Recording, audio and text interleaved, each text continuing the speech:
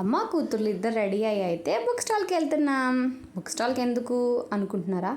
School అయిపోయింది, మళ్ళీ next class అయితే స్టార్ట్ అయిపోయింది అభి వాళ్ళకి.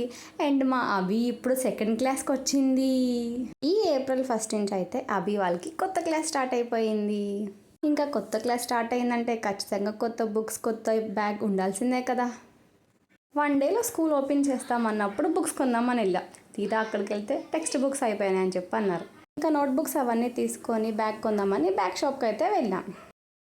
అక్కడ అన్ని బ్యాగ్స్ ఉన్నా కూడా అభి వాళ్ళ నాన్నకైతే బ్యాగ్స్ అయితే నచ్చలేదు.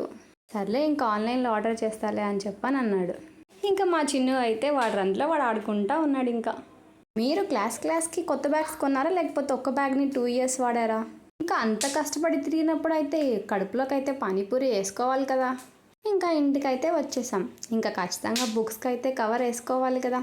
బుక్స్కి కవర్ ముఖ్యం బిగ్లు.